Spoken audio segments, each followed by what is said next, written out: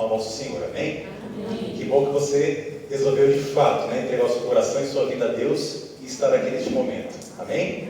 Mas antes de começarmos, eu agradeço aos meus filhos que tocaram aqui, muito bom, Deus seja louvado, Deus abençoe o talento de vocês. Vocês continuem entregando o talento de vocês para Deus, é o mais importante, Mas antes de começarmos a pregação, eu queria cantar um hino com vocês, mas é um verso para memorizar. Quantos aqui tem alguns versos na mente aí, que decorou quando era desbravador, ou até mesmo no dia a dia, vai decorando alguns versos? Acho que quase todo mundo tem, versos que vocês decoraram, versos que vocês gostam e trazem consigo nos corações, E hoje nós vamos decorar um versinho, que vai ser um versinho ao longo, que vamos cantar, Ao longo dessa eu queria meu violão. Ian, você pode trazer o violão para mim? Eu queria tentar tocar, gente. Vocês viram aqui que eu estava tentando tocar, Eu estava arrastando os acordes aqui. Eu ainda estou em fase, em processo de aprendizado, tá? Não olhem para as minhas deficiências, Mas eu queria chamar minha família para me ajudar também. Vou pegar um banquinho aqui rapidinho para me auxiliar aqui, que eu estou sem a corda do violão. Queria chamar a Ana Lídia, o Emanuel, se puderem vir. Vocês podem ou não podem? Não, só para tocar, Se vocês puderem tocar comigo. Mas se não puder, para cantar comigo, então. Olha, o verso é muito fácil. É muito facinho. Eu acho que dá para ouvir aqui do violão, Quantos aqui conhecem aquele versículo? Ensina a criança no caminho em que deve andar, e mesmo quando for velha, não vai se desviar dele. Todo mundo conhece? Assim, Quem não conhece vai aprender por meio da música agora, tá bom? Vem tocar com a gente no mundo. É bem facinho. É mais ou menos assim, Ensina a criança no caminho em que deve andar. Ensina a criança no caminho em que deve andar.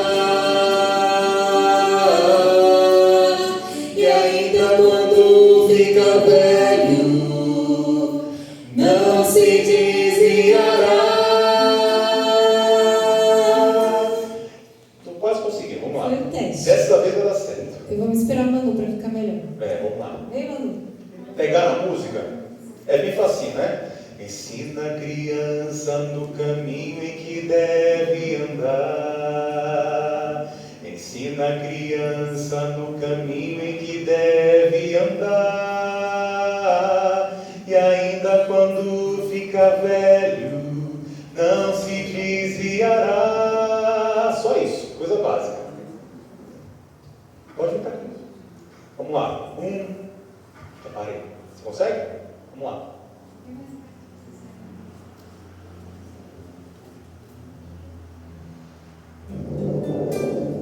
Ensina a criança no caminho em que deve andar. Ensina a criança no caminho em que deve andar.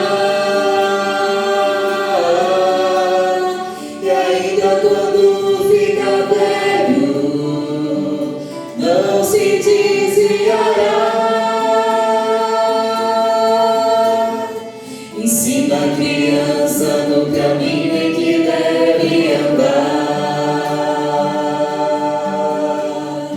Ensina a criança no caminho em que deve andar. E ainda quando ficar velho, não se desviará. Provérbios 22:6. Pegaram? Se não pegaram, deixa eu pegar ao longo dos dias, não é verdade? Vamos lá. Isso mesmo. Obrigado pela força. Gostou? Lá na escola sempre ensino um verso por semana, então mais um para você.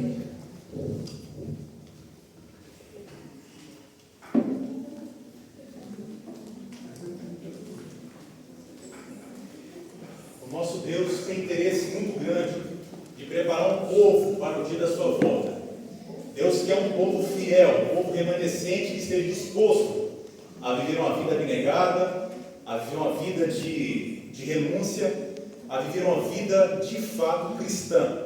Deus espera um povo, um fruto, né, que esteja maduro, a fim de que ele possa vir e colher esse fruto e levar para si.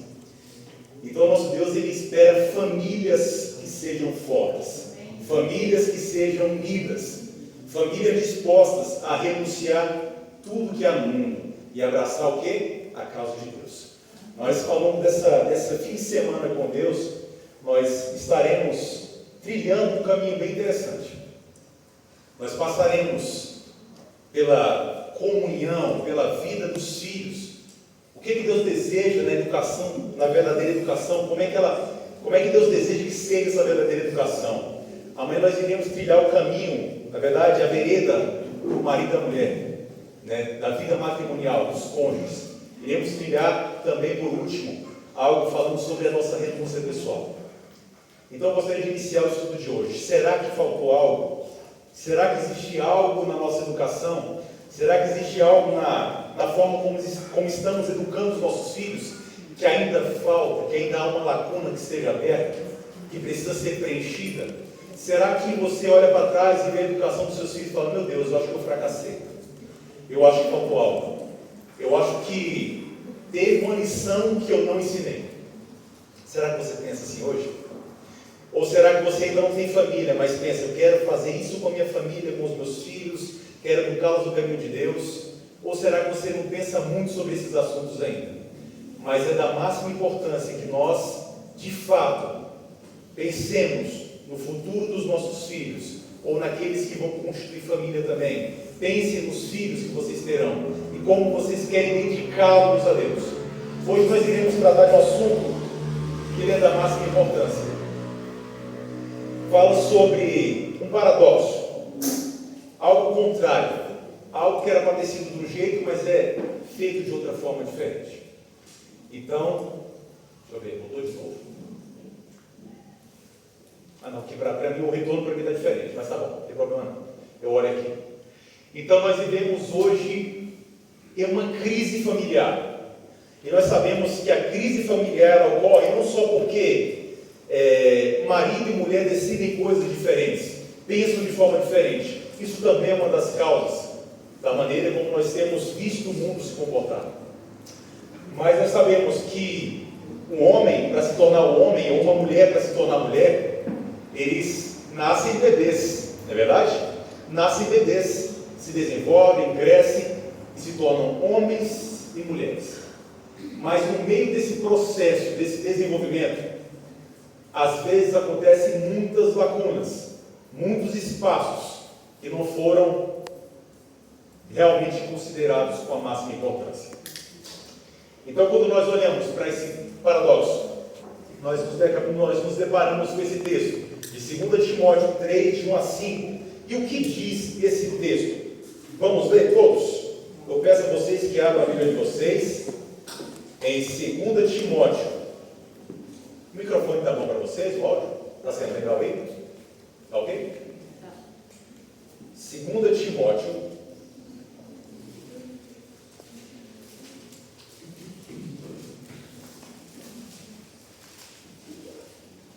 3.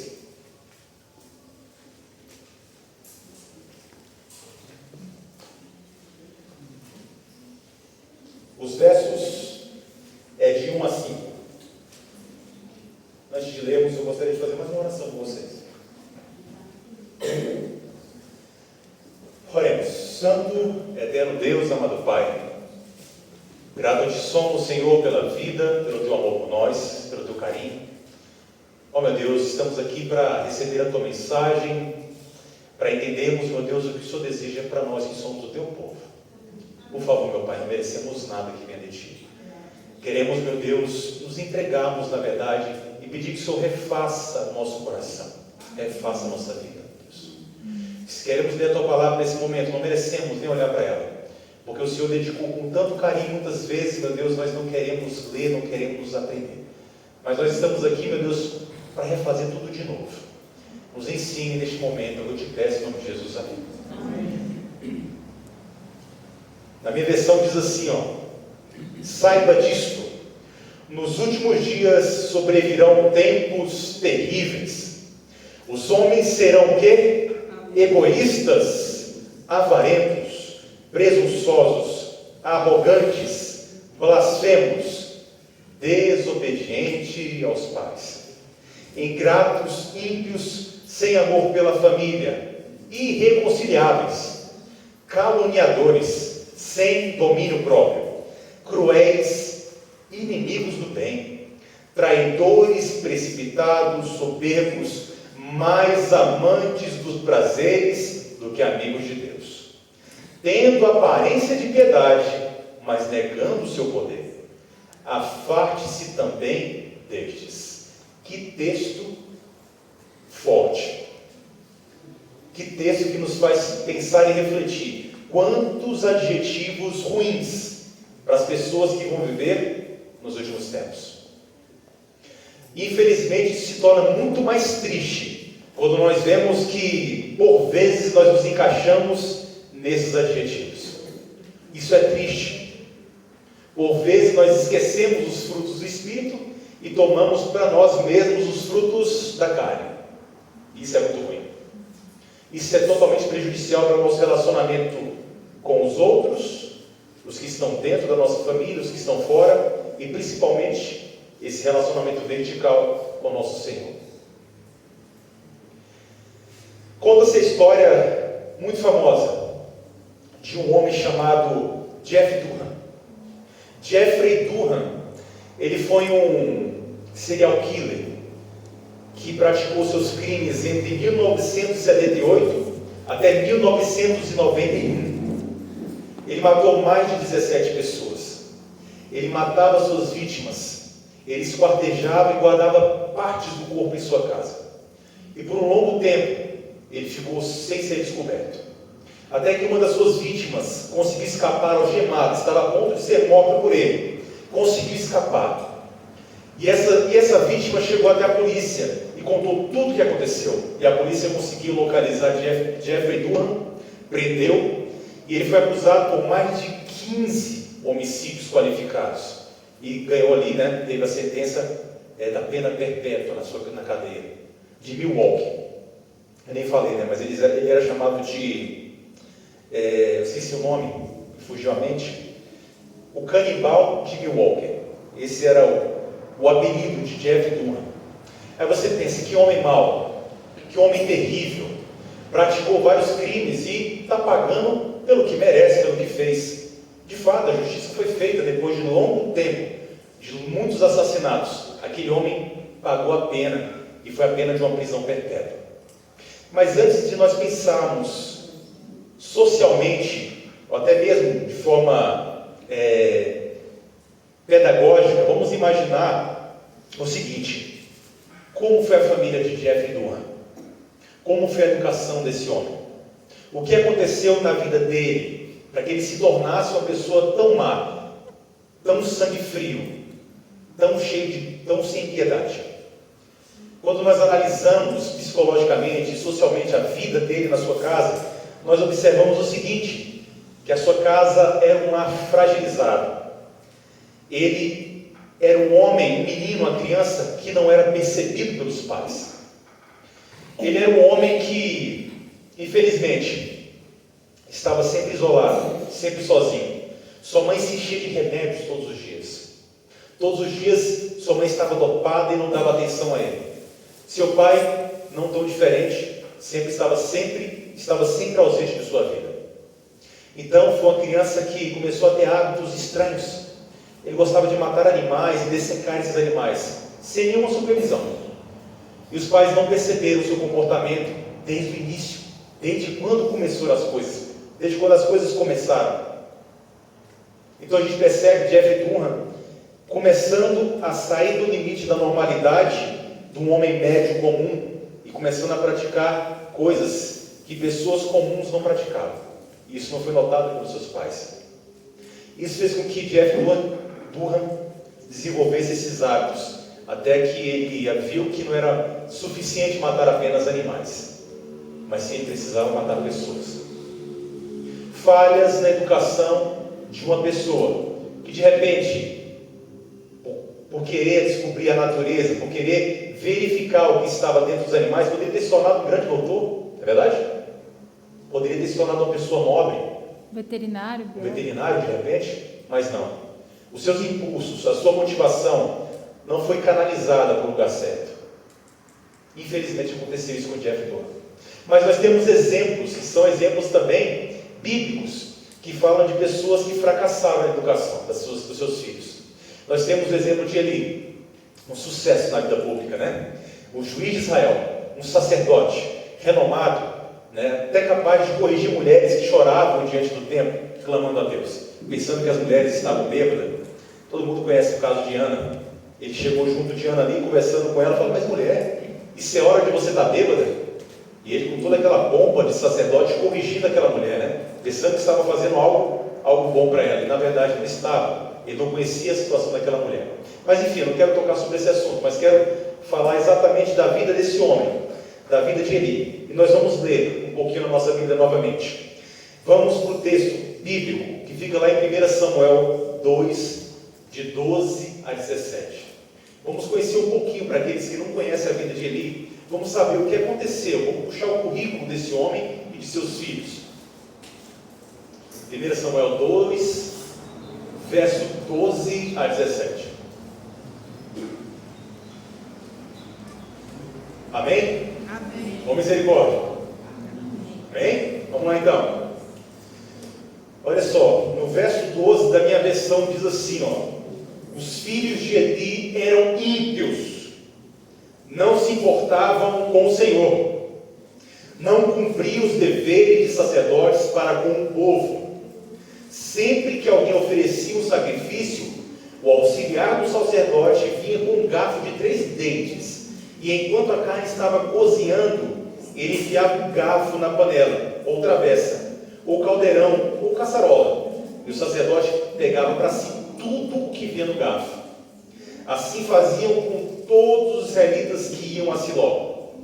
Mas antes mesmo de queimarem a gordura, vinha o auxiliar do sacerdote e dizia ao homem que estava oferecendo o sacrifício: dê um pedaço dessa carne para o sacerdote assar.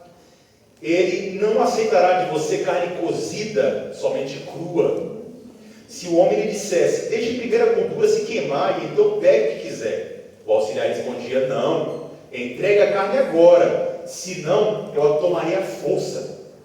O pecado desses jovens era muito grande à vista do Senhor, pois eles estavam tratando com desprezo a oferta do Senhor. Muitos pontos a considerar aqui. Além da falta de reverência perante Deus, nós temos muitos fatos aqui que vai de encontro à mensagem de Deus, ou seja, não é uma mensagem que se coaduna com a verdade do Senhor, vai totalmente contra isso. Então nós temos filhos que foram oferecidos, foram dedicados, na verdade, a Deus como sacerdotes. É interessante que nós, quando nascemos, nós somos dedicados a Deus. Você sabia disso? Há um anjo especial para cada um de nós. E quando o nosso filho nasce, é da mesma forma. Deus envia o seu anjo para que ele possa cuidar desse menino. Envia o anjo para que possa relatar todos os fatos e eventos que acontecem na vida dessa pessoa. Mas infelizmente, Satanás também tem os seus, que envia também os seus anjos para que possa nos atormentar, possa nos destruir, possa nos fazer fracassar, nos derrubar. Infelizmente isso existe, né? Quando nós não cremos no espiritual, a nossa luta se torna falha. A gente não percebe as sutilezas e as estratégias do inimigo. E esses jovens, eles desconsideraram o poder do inimigo e se tornaram seus alvéolos. Isso é muito grave. A gente vê ali muitos eventos que aconteceram: desrespeito ao culto de Deus, roubo e ganância, imoralidade sexual. Eles praticavam sexo na porta do templo. Como que pode isso, gente? Um desrespeito na casa de Deus. Não era apenas um roubo de oferta, eram vários atos que tornavam esses meninos, esses homens, abomináveis perante Deus. E todo mundo sabia da história. O ruim é isso, que não foi feito às escondidas, né? Foi pior ainda. Foi na clara luz do dia que era praticado todos os atos dos filhos de Eli. Será que Eli sabia da história? Será que ele conhecia os fatos? Claro que sim. Ele conhecia todos os fatos que ocorriam com seus filhos. Mas só que, infelizmente, o que aconteceu? Amor sem disciplina. Será que a gente está vivendo num contexto parecido com isso? As pessoas temem corrigir porque ficam pensando, não, mas eu vou perder o amor do meu filho. Se eu corrigir, se eu falar dessa forma com ele, ele vai deixar de me amar e ele vai se afastar de mim. Mas não é nem por aí. A Nayara estava comentando esse dia agora, né, que na sala de aula ela precisou ser um pouco mais enérgica, né? Corrigir um pouquinho os meninos ali que estavam saindo um pouquinho do controle e tal, foi um pouco mais enérgica. E ela falou, mas, meu amor, eu corrijo esses meninos e eles parecem que gostam mais de mim ainda. Não sei que negócio é esse. É isso. As crianças querem autoridade. Querem alguém que ela possa olhar e possa sonhar em ser igual a essa pessoa. Eles querem ter visibilidade. Quando as crianças são colocadas do lado de adultos que são frágeis, fracos como elas começam a tratá-los como se fossem da mesma estatura, de igual para igual. É necessário nós mostrarmos que a experiência de vida, que o que Deus nos ensinou, nos tornou pessoas experientes, pessoas que têm capacidade de auxiliar, de educar, de corrigir, como diz lá em 2 Timóteo 3,16, né? Educando por meio da palavra de Deus, redarguindo, né? Corrigindo, ensinando. As crianças querem pessoas fortes, querem pais fortes, pais presentes, mães presentes, que corrijam com amor, mas que não deixem passar abatido, né? Passar abatido, negligenciado, precisa ser feito. Então, olha só, um diagnóstico. Ele sabia de tudo, meus irmãos. Mas só que ele advertia os filhos com o quê? Com palavras suaves.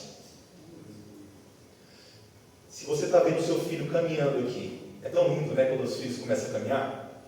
Eu lembro que a Ana caminhou no Dia das Mães, de 1 aninho, estava quase 1 aninho, estava com 9 meses. Ela começou a caminhar e a Ana era, vem para a mamãe, de repente ela se soltou e começou a caminhar. Daquele jeitinho dela, né? Começou a caminhar. Aí chegou e deu um tombinho, né? Deu um tombinho. E é bonito isso. Mas imagina seu filho aprender a caminhar e começa a querer colocar o dedinho na tomada. Vou naquela tomada ali, vou colocar o dedinho. Como os pais, né? Pais que têm amor, mas não têm disciplina, né? Não, meu filho, não mexe na tomada não. Não mexe aí não. Você vai fazer dessa forma? Seu filho está se aproximando, está chegando perto, está chegando bem pertinho. Aí você, não, meu filho, não faça isso não. Você vai correr em direção a ele e vai retirar ele dali. Você não vai deixar ele enfiar o dedinho na tomada. Não é verdade? É isso que nós precisamos. Quanto maior a transgressão, ou o efeito, ou a consequência que ela possa gerar, maior tem que ser a nossa intensidade em corrigir. Vocês me entenderam muito bem? Quanto maior o efeito, ou a consequência que vai trazer aquele ato, aquele pecado, aquele deslize, maior tem que ser a nossa intensidade em corrigir. Temos que ser fortes e amorosos. Aí você fala, como assim? Como assim? Jesus nos ensina. Jesus nos ensina a ser fortes e amorosos. Jesus corrigiu Pedro com um olhar, gente. Minha mãe falava, minha mãe só olhava para mim assim, ó. Só olhava para mim. Eu já sabia o que ela queria. Eu já sabia que eu estava fazendo coisa errada, já ia para o meu quarto, já me retirava. E era desse jeito. Os pais de hoje estão falando demais, estão dando muita justificativa, estão pleiteando, fazendo um debate com crianças de 4 anos, com 5 anos. Ela tem o espaço dela, claro que tem o respeito dela, tem o respeito dela. Mas estamos conversando demais, usando palavras suaves para situações extremas, da mesma forma como ele usou. Vamos avançar. Deixar de exercer a autoridade dada por Deus. Ellen White fala o seguinte: o pecado de Eli não foi a falta de amor, mas o quê? Mas sim o amor sem disciplina. Isso não existe. Precisamos às vezes nos indispor. Ah, que chato, Douglas. Eu não gosto disso. Me indispor com os meus filhos, a casa está tranquila, eu vou lá me dispor, deixa eles à vontade. Amor sem restrição é negligência. É negligência. Precisamos nos ater a esses detalhes, que como pais não criamos, educamos. É difícil educar. Minha esposa educando nossos filhos em casa, e eu sei, eu saio do trabalho, tem as lutas lá fora, e quando eu chego, me deparo com alguns problemas também que eu tenho que resolver, e falo, mas eu resolvi tantos problemas lá fora, eu tenho que resolver aqui? Tem que resolver. Se você trabalha 36 horas por dia, que não existe, claro, você vai ter que resolver o problema da sua casa. Você não pode negligenciar e virar as costas para o que está acontecendo. Ele fez isso, não foi muito bom. A resposta bíblica para a rebeldia que Eli precisava dar. Que resposta ele precisava dar? Vamos ler. O que vocês acham? Deixa eu ler mais um pouquinho. A Bíblia nos revela tudo o que precisamos, amém? A Bíblia, ela é o nosso manual de instruções. E ela nos ensina o caminho que nós devemos seguir. Olha só. Essa é a resposta que ele precisava dar. Eu quero achar aqui o texto. Deuteronômio 21. Ok, vamos lá. Texto bíblico. Deuteronômio 21, verso 18 até o verso 21. Diz assim, ó. Acharam? Amém? Só fica um amém, gente. Amém ou não amém? Amém. Vamos lá então. Verso 18 diz assim, ó. Quando alguém tiver um filho, olha só, gente, não. Presta atenção. Presta atenção aqui, ó. Olha só. Quando alguém tiver um filho obstinado e rebelde, que não obedecer à voz de seu pai ou à voz da sua mãe, eu não estou falando isso, é a Bíblia, e castigando-o eles não der ouvido. Ou seja, você foi lá, castigou, conversou, castigou, mesmo assim não deram ouvidos. Olha só, verso 19 que diz: então seu pai e sua mãe pegarão nele e o levarão aos anciãos de sua cidade, e à porta do seu lugar, a porta dos anciãos ficam, e dirão aos anciãos da cidade: este nosso filho é rebelde e obstinado, não dá ouvidos à nossa voz, é um comilão e um beberrão. Então todos os homens da sua cidade o apedrejarão até que morra, e tirarás o mal do meio de ti, de todo Israel ouvirá, e todo Israel ouvirá e temerá. Difícil demais esse texto. É um texto, como diz o do quadro, capcioso. Naquela época, os juízes receberam essa instrução. A lei mosaica foi dada para cuidar da parte penal, cuidar da parte civil e da parte das leis sobre higiene. E essa era a parte da lei penal que existia em Israel. Então, o sacerdote, ele recebia a incumbência, as atribuições para ser sacerdote e para ser também juiz. Então, ele tinha uma larga prática, com julgar, com os ritos, e as cerimônias que aconteciam em Israel. Então, isso não era segredo para ele não conhecer. Então, essa deveria ser o quê?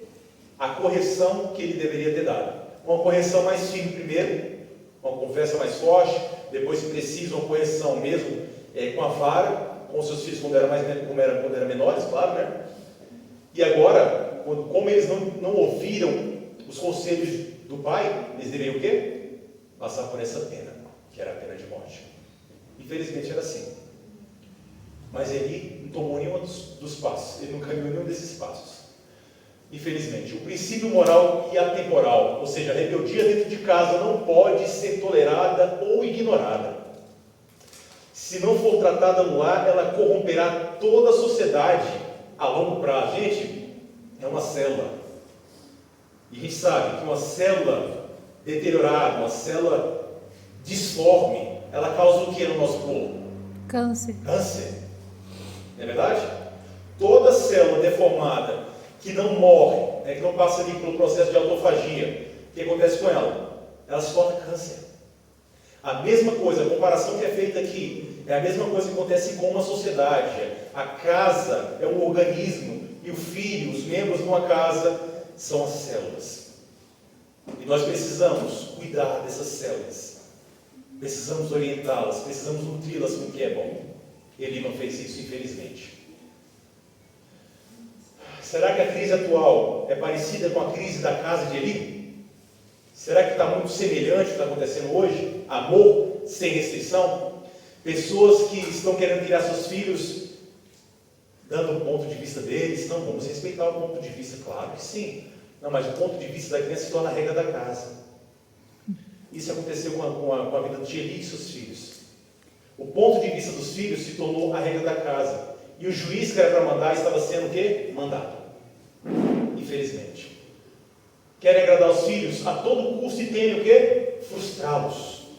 Evitam aplicar a correção necessária e confundem em dar liberdade com dar o quê? Abandono. Qual o resultado? Filhos sem limites tornam-se adultos sem domínio próprio. Crianças insultam, adolescentes rejeitam a autoridade e são cada vez mais educados por telas e não pelos pais. É isso que está acontecendo. Terceirizamos, não é verdade? O que acontece com essas crianças? Se tornam crianças fortes, destemidas, com a racionalidade muito boa. Consegue ouvir, não? Será que elas conseguem ouvir um não? Né? Não pode isso, você não vai fazer isso. Eu não quero que você faça assim, eu quero que você faça dessa forma. Porque aí você vai cair, aí você vai se machucar. Aqui você não vai. Será que consegue ouvir? Olha só, que triste relatório. Relatório verdadeiro esse aqui, viu? Olha só. Dados alarmantes, a crise emocional que é na juventude. Nós vivemos uma época de crises. Crises estruturais em todas as famílias. Tanto os que estão aqui, quanto os que estão lá fora. O impacto devastador. O que diz a OMS, a Organização Mundial de Saúde? O que ela afirma? O suicídio é a terceira principal causa de morte entre jovens de 15 a 29 anos no mundo. Mais de 720 mil mortes por suicídio a cada ano globalmente. Nessa faixa etária ali, ó, 15 a 29 anos. Nessa faixa etária. Uma juventude sem base de apoio para lidar com as frustrações da vida. Não consegue. Não consegue lidar com as frustrações. Mas a neurociência já fala, o estudo já diz, que quando os pais, eles encostam em seus filhos, eles se aproximam de tal forma que eles começam a conhecer os seus filhos. Porque vocês sabem, vou contar um segredo para vocês. Vou contar um segredo para vocês. Muitos filhos saem de casa e os pais não conhecem eles. Aí começa a ver o comportamento dos filhos fora de casa. Mas você é assim. Mas você age dessa forma? Sim, eu sempre gostei disso. Sempre quis ser dessa forma. E os pais não conseguem ler o coração dos filhos. Isso é triste. Precisamos amar nossos filhos, a ponto de nós nos aproximarmos deles e eles terem segurança de falar para você tudo que se passa na mente deles. Tudo que eles pensam. Essa é a amizade que o pai e a mãe precisam ter. Não a amizade de você aceitar qualquer coisa que eles querem fazer. Mas a amizade para você conhecer os seus filhos, ouvir deles o que eles pensam e poder orientá-los com amor, com cuidado, no caminho do Senhor. A neurociência prova, olha só. A ciência confirma a estrutura, os estudos mostram que a previsibilidade e a organização da rotina ajudam a regular o sistema nervoso da criança. Olha só, ajuda a regular o sistema nervoso da criança. Olha os benefícios, redução drástica de estresse e ansiedade. Uma criança, quando ela é indicada o caminho que ela deve seguir, quando ela tem rotina, quando tem suas tarefas bem determinadas, olha o que acontece. Até o estresse e a ansiedade da criança diminui. Melhor desenvolvimento que cognitivo e foco prolongado. Ou seja, a criança não fica dispersa. Ela consegue concentrar naquilo que você fala, naquilo que o professor fala, naquilo que está trabalhando, fazendo. Se torna uma pessoa assim. Maior autocontrole e resiliência diante de desafios. Desempenho escolar significativo do quê? Superior. Olha só. Deus nos fez para sermos cabeça e não cauda. Eu gosto muito desse verso. Dessa expressão, na verdade. Deus nos fez para ser cabeça e não cauda. Para exaltarmos de forma alguma. Para sermos um exemplo. Israel foi escolhido lá atrás. E hoje Deus escolheu um povo remanescente. Para que pudesse brilhar. Assim como Israel precisava brilhar como nação antigamente. Nós precisamos brilhar como pessoas nessa época. Vamos lá? Tem mais um pouquinho. Aí temos um impasse, né? Temos uma falsa educação, então temos uma verdadeira educação também. E a verdadeira educação ao lado de Deus é uma educação que nos traz o quê? Obediência, respeito, reverência, serviço ao próximo e temor do Senhor.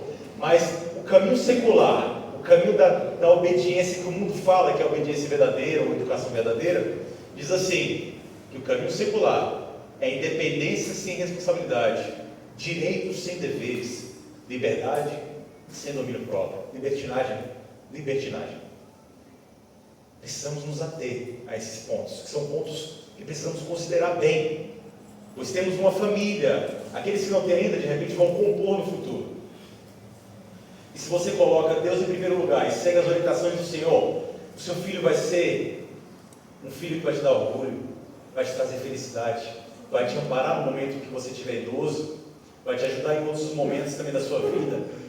Então, vai ser um filho que você vai ligar para ele: filho, eu preciso disso. Sim, mamãe, sim, papai, estou aqui para te ajudar. Amém? Precisamos de crianças assim. Deus quer preparar uma geração que represente Ele de fato, represente o Senhor Jesus.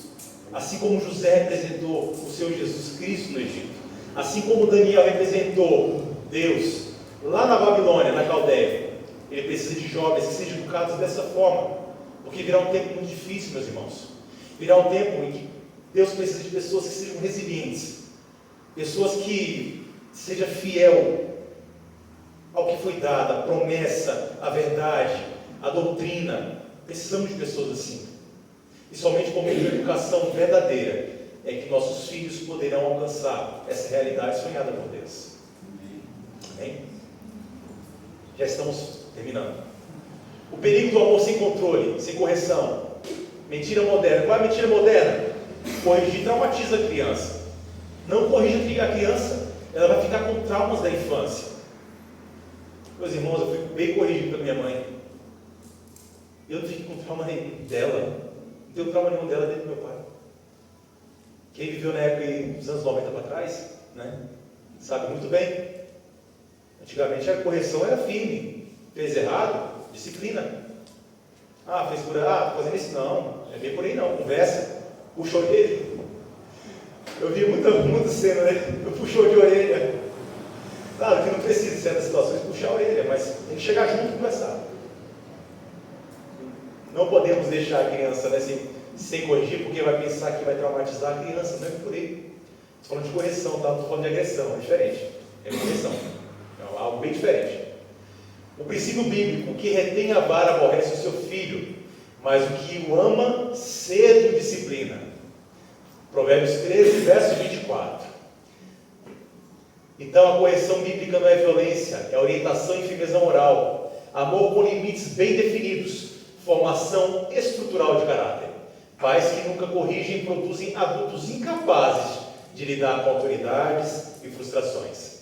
Então, qual foi a consequência da família de Eli? O que ela provocou? O que essa célula estragada dentro de uma sociedade produziu? Morte dos 2 filhos no mesmo dia. Os 2 filhos morreram no mesmo dia. Israel derrotado com a morte de milhares de soldados. Eles não morreram sozinhos. A sagrada arca de Deus, da aliança, capturada pelos filisteus. O próprio Eli morreu. Tragicamente eu recebi a notícia. Eu esqueci de colocar aqui, mas a sua nora também morreu. E teve um filho quando morreu. E esse filho se chamou Icabode. Foi-se a glória de Israel. Olha só que triste. Já pensou você se recebeu um nome? Qual o significado do seu nome? Foi-se a glória de Israel. Eu nasci no pior momento de Israel. O momento mais degradante. Que triste. Muitas coisas aconteceram porque a falta de um pai de verdade. Uma geração inteira foi punida por isso. Mas temos um contraste na Bíblia. Vamos falar de coisa boa. Temos a vida de um homem de Deus. O homem que teve como pai da fé, o pai espiritual, o apóstolo Paulo. Timóteo foi um exemplo de criação. E pelo que a gente percebe, ele tinha uma mãe que era uma mãe solo. E tinha uma avó também muito cuidadosa. Eunice e Lloyd. Que grande exemplo. Uma mulher esforçada, provavelmente uma mulher que também doou grande parte dos seus bens para que o Evangelho fosse levado a todo mundo. Que exemplo. Timóteo foi instruído pela sua mãe e pela sua avó. E quando conheceu e ouviu a mensagem de Jesus Cristo, rapidamente seu coração se abriu para receber aquela mensagem. E se tornou o quê? Se tornou um grande homem, um grande líder espiritual, que Paulo dedicou 2 cartas especialmente para ele, para orientá-lo, para fortalecê-lo, para dizer que ele era o seu pai espiritual, seu grande amigo da fé. Uma pessoa que se preocupava de fato com aquele homem, um homem que seria um grande líder espiritual. Que coisa diferente. Mães presentes, pais presentes, avós que auxiliam também, de forma conjunta, para elevar essa criança, para elevar essa família, para cuidar, para cultivar, para que aquela célula se torne uma célula, que se torne um organismo que faça diferença dentro da sociedade. A sociedade precisa de pilares fortes. A nossa sociedade está caindo, porque os pilares foram formados, eu falo assim, os pilares são de isopor. Qualquer um que gosta de um pilar desse cai, porque não tem firmeza, não tem base, não tem solidez. E Deus deseja que nós instruamos os nossos filhos no caminho do Senhor, assim como Eunice e Lloyd fez. Aqui eu acho que todo mundo conhece a história de Ben Carson, mas eu quero falar uma história aqui antes disso. Eu fui educado, até os 5 anos eu não conhecia a palavra de Deus, a verdade. E quando eu tinha 5 anos, minha mãe está aqui, foi que conheceu a verdade e me levou para a igreja. Eu falei, mãe, vamos para a semana de oração? Ela mora lá em Samambaia. Ah, não sei, filho. Aí no outro dia eu vou sim, vou estar aí com você. Vou participar da semana não, tá? Fim de semana de oração. Eu vou estar aí com você. Falei, vem que você vai ser bem-vindo. Vai ser muito boa a mensagem para todos nós. E aí, ela conheceu em 1992 a verdade. E foi batizada ali no batismo de primavera. Mais de 80 pessoas foram batizadas no mesmo dia. E ali eu comecei a conhecer quem era Jesus.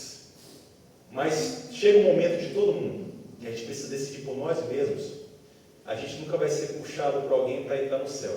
A gente precisa escolher entrar no céu. E de fato, chegou o momento para que eu pudesse tomar a decisão. E com 19 anos de idade, depois de passar um tempo ali meio de férias, lá, meio cá, 19 anos de idade, eu resolvi de fato me rebatizar na igreja e estar nos caminhos de Deus. Amém. Foi a melhor decisão da minha vida. Não vale a pena estar lá fora. Acontece sim. Onde foi que eu errei? Será que eu errei alguma coisa? Será que minha mãe errou alguma coisa? Será que minha sogra errou alguma coisa? Nós erramos. Mas o ruim de errar é você não reconhecer e você não mudar. E pensar que é impossível você mudar. É impossível você se tornar uma pessoa melhor. Ben Carson é um grande neurocientista, neurocirurgião. Era um homem que, quando era visto, quando criança ali, você não dava nada para ele. Notas ruins, bairro ruim. A mãe, uma mãe solo. Seu irmão também não era tão diferente dele, mas ele era pior. Começou a ficar um menino mais violento, porque muitas coisas aconteciam naqueles bairros e ele contemplava aquilo e refletia isso na sua vida. Mas a mãe dele resolveu mudar a chave, dar um giro. E ela resolveu o que? Não, meu filho, não pode ser assim não. Você precisa estudar mais. Você precisa dedicar mais tempo aos estudos. E determinou algumas coisas para que seus filhos pudessem fazer. Dentre elas, ela falou, eu quero que vocês leiam 2 livros por semana. Vamos diminuir as horas de TV. Eu quero que vocês leiam mais, entendam mais, pratiquem mais. E ele começou a evoluir na escola. E foi evoluindo na escola, e foi melhorando. Se tornou o melhor aluno da sua escola. Ganhando campeonatos. E depois, mais à frente, na faculdade de Yale, ele se tornou um neurocirurgião. E aos 33 anos, já era o quê? Já era chefe na Hopkins, na neurocirurgia. 33 anos de idade. É muito jovem para um médico, para ser um diretor de todo um setor. E ele foi um dos homens, né, abençoados por Deus, que fez a separação daquelas gêmeas siamesas, né, que eram coladas pela cabeça. Isso porque uma mãe interviu. Uma mãe interviu. Clinicamente, uma mulher analfabeta, que não tinha muito conhecimento, desprezada pelo seu marido, ela interviu clinicamente, cirurgicamente, naquilo que estava acontecendo. Ela resolveu fazer o certo. Era uma mulher cristã. Vem cá, você é adventista? Nós sabemos disso. Há oportunidade para todos nós. Precisamos acreditar nisso. Deus vê os frutos do nosso esforço. E Ele vai nos recompensar. Ah, meu Deus, mas eu fiz tudo pelo meu filho. Eu de fato eduquei. E a gente percebe, pessoas educam seus filhos na igreja. Mas chega um momento que eles resolvem sair. Eles precisam tomar a decisão deles. Mesmo aqueles que foram educados de forma correta, eles precisam também tomar sua decisão. Mas resta uma coisa: pais que oram, mães que oram, o nosso Deus, Ele escuta. O nosso Deus, Ele vai nos ouvir. Passei um pouquinho do tempo, mas eu queria falar para vocês que Deus, Ele é um Deus tremendo. O nosso lar, se o nosso lar está passando por dificuldades hoje, se o nosso lar está passando por crises conjugais, crise com os filhos, ainda há tempo. Amém? Amém. Ainda há tempo. Saiba que você pode pensar: será que faltou alguma coisa? Mas se faltou, você peça a Deus que insira o seu conhecimento nessa lacuna que está aberta na sua vida, para que você possa temer a Deus, confiar nele e dedicar a sua vida para que Ele possa te usar como instrumento de educação para os seus filhos, para que vocês corrijam no momento certo, para que vocês direcionem no momento certo e ajam de forma clínica naquele problema que está acontecendo. É interessante, quando eu tinha anos de 96, 97, eu tinha cerca de 9, 10 anos de idade. Minha mãe estava ali trabalhando, se eu não me engano, ela estava trabalhando na Embaixada do México. Ela arrumou um trabalho bem rápido lá.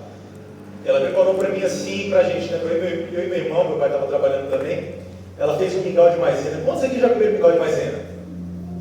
Vocês gostam de mingau de maisena? Eu gosto, bastante. Ela fez o mingau de maisena, colocou nos pratos, separado. Aí colocou aquela canelinha por cima, né? Nossa, uma delícia. Ela falou assim, ó: Douglas, aqui tem 3 pratos. Esse é para você, esse é para o Diogo, e esse aqui é para quando eu chegar. Para mim. Tá bom, beleza. Aí eu, doido para comer, né? Gordinho, pensa, doido para comer. Aquele cheiro subindo, aquela canelinha. Fui lá, comi o meu rapidinho, meu irmão também comeu o dele, né? Aí minha mãe colocou o prato dela na geladeira, para ficar durinho, né? Aí minha mãe foi trabalhar. Aí minha mãe falou: esse aqui é meu. Aí ela abriu a geladeira, aí olhava ali, deixava a geladeira. Aí deu 2 horas da tarde, depois do almoço, abri a geladeira, olhei para o mingau, ele olhou para mim: tem canela, tem canela. Não, mas não é meu. 3 horas da tarde voltei de novo. Aí eu olhei para o mingau. Aí eu, nossa, está muito bom. Aí eu peguei a colher, comi ladinho, beiradinho, assim, deixei bem redondinho, bem certinho, amassei assim. Beleza. Tranquilo, tranquilo. 4 horas da tarde, abri a geladeira de novo. Ah, mas se eu comer metade, minha mãe vai dizer: não, filho, não tem problema, né? Comeu metade e tal. Aí eu fui lá na geladeira, peguei o prato, comi metade do mingau. Aí eu falei: nossa, mas está tão gostoso. Esse mingau está muito bom. Tem canela, está muito bom. Comi o mingau todinho. Aí quando eu coloquei o prato na pia, me veio aquele negócio. Minha mãe não comeu nem um pouco do mingau. Meu céu. O que eu faço agora? Sabe o que veio na minha mente? Pequei contra o Espírito Santo. Acabou para mim. Já tinha essa noção. Já tinha ouvido pregação sobre o pecado do Espírito Santo. Falei, pequei contra o Espírito Santo. Acabou para mim. Fiquei angustiado. E minha mãe estava perto de chegar. Meu Deus do céu. Além de pegar contra o Espírito Santo, falei, qual uma surra, meu Deus. Preocupado. Aí minha mãe chegou, já estava em pranto já. Assim, por dentro. Aquela coisa ruim. Mãe, eu peguei contra o Espírito Santo. Eu comi o seu mingau, mãe, todinho. Não deixei nada para você, mãe. Oxe, meu filho, o que é isso? Foi, mãe. Não sei o que vai acontecer comigo mais. Eu perdi minha salvação. Olha só. Perdi minha salvação. Sabe o que a mãe fez? Ela viu que eu tinha confessado que eu tinha errado. Ela viu. E quando eu conversei com ela, ela falou, não, meu filho, não se preocupa não. Não tem problema não. Quando eu vi isso, eu falei, mas como assim não tem problema? Uma coisa seu mingau, né? Como assim não tem problema? Ela soube ver, no pouco conhecimento que ela tinha, não tinha muito tempo de igreja, né? Mas no pouco conhecimento ela pôde ver, ele confessou, ele se arrependeu, ele não quer fazer isso de novo, só não coloca canela, eu não faço de novo. O que eu quero dizer com isso? Precisamos confessar os nossos pecados. Converse com seu filho. De repente há pecados ocultos. Há coisas que você não consegue observar com os seus olhos.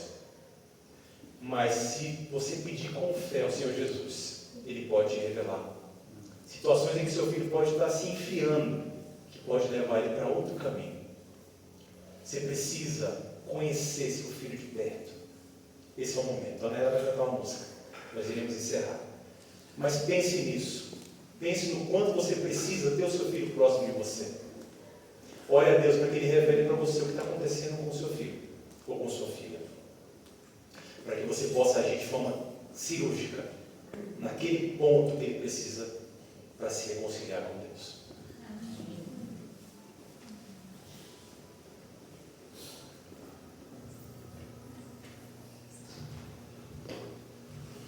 Faça desse louvor sua oração.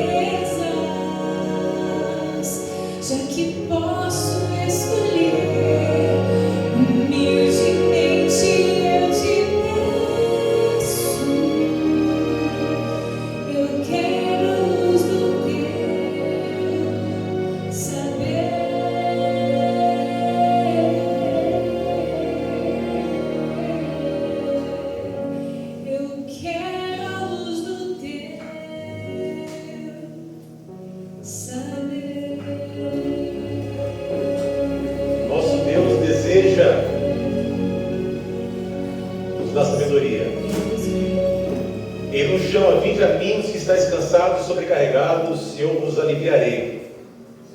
Essa é a mensagem do Senhor para nós essa noite. Vamos orar. Santíssimo Eterno Deus, amado Pai, obrigado, Senhor, porque nessa noite nós ouvimos os Teus conselhos, a Tua orientação, e nós queremos ter essa sabedoria, meu Deus, para guiar os nossos filhos, ordenar bem o nosso lar, assim como Abraão. Nos ensina, nos dê força, para não ter medo de frustrar ninguém, se for da maneira correta, se for por meio do amor, se for por meio, meu Deus, da entrega genuína ao Senhor. Que não possamos, meu Deus, ter medo de corrigir os nossos filhos para o bem.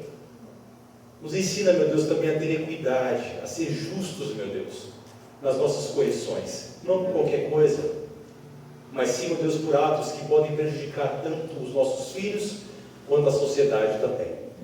Por favor, meu Deus, queremos colocar nossas vidas nas Tuas mãos, queremos que o Senhor transforme o nosso ser. Se entrou alguém aqui, meu Deus, nesse momento, que estava desesperançado, estava triste, magoado, estava, meu Deus, entregando já a sua vida, meu Deus, entregando não, Senhor, mas se estavam desistindo da sua vida familiar, da sua vida conjugal, dos seus filhos, que eles não desistam, Senhor. Que eles possam, meu Pai, confiar que tudo vai acontecer conforme a Tua santa vontade. Amém. Por favor, nos leve segurança para o nosso lar, nos traga amanhã de volta. Que pessoas também, convidados, visitantes, possam também ouvir essa mensagem amanhã, Senhor. Amém. Nos ajude. É isso que eu te peço e agradeço em nome do Senhor Jesus. Amém. Amém.